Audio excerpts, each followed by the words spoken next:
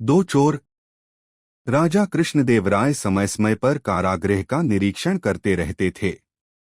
इसी क्रम में जब एक दिन वे कारागृह का निरीक्षण कर रहे थे तो एक कोठरी में बंद दो चोर उनके सामने हाथ जोड़कर खड़े हो गए और दया की भीख मांगने लगे। वे कहने लगे, महाराज, हम चोरी में माहिर हैं, चोरी के हर पैंतरे जानते हैं, राज्य के चोरों के बारे भी जानकारी रखते हैं। यदि आप दया कर हमें छोड़ देंगे तो हम आपके गुप्तचर बन उन चोरों को पकड़वाने में आपकी सहायता करेंगे। महाराज ने उन दो चोरों को छोड़ तो दिया, लेकिन एक शर्त भी रख दी। शर्त अनुसार उन्हें तेनालीराम के घर से बहुमूल्य वस्तुओं की चोरी करनी थी। सफल रहने पर उनकी महाराज के गुप्तचर के रूप में नियुक्ति निश्चित थी, लेकिन असफल रहने पर उन्हें फिर से कारागृह में बंद कर दिया जाना था।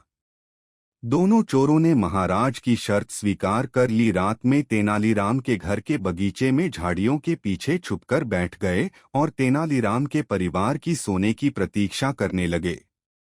रात का भोजन ग्रहण करने के बाद तेनालीराम रोज की तरह अपने बाग में घूमने निकला तो उसे झाड़ियों के पीछे कुछ हलचल महसूस हुई। तेनालीराम तीव्र बुद्धि का था। उसने अंदाज लगा लिया कि हो न हो घर में चोर घुस आए हैं, लेकिन वह सामान्य बना रहा। उसने चोरों को ये भनक नहीं लगने दी कि उसे उनके होने का आभास हो गया है। बगीचे का एक चक्कर लगाने के बाद वह घर के अंदर गया और पत्नी को इशारों में बता दिया कि घर में चोर घुस आए हैं।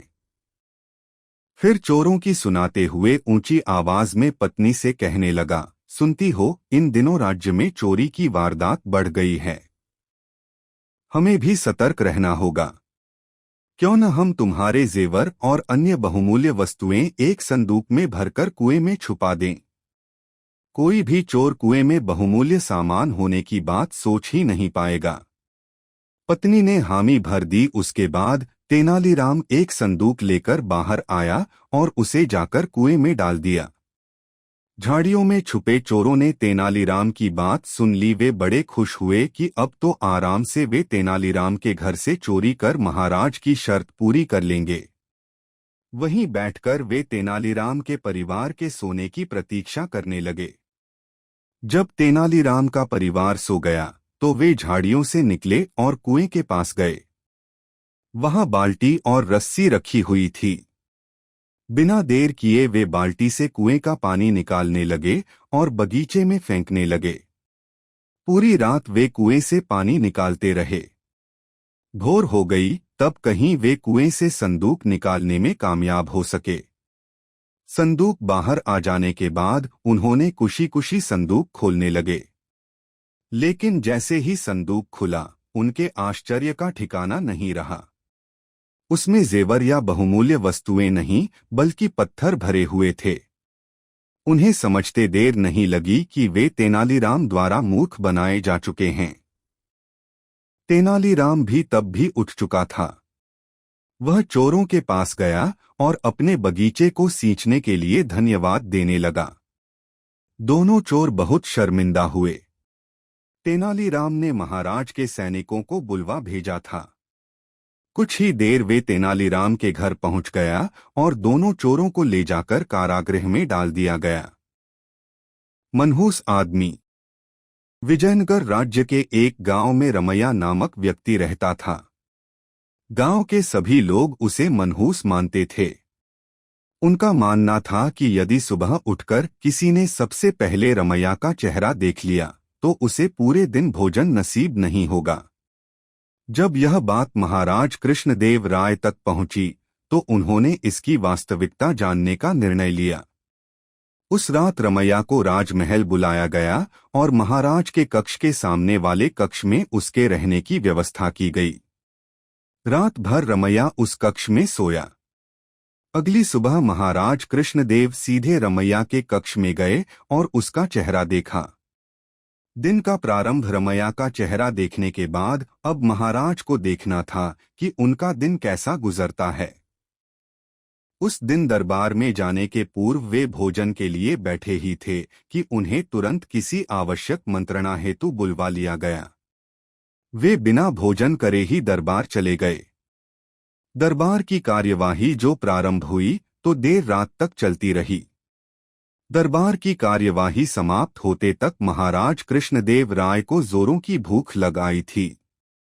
जब उन्हें भोजन परोसा गया तो उन्होंने देखा कि उनकी थाली पर मक्खी बैठी हुई है।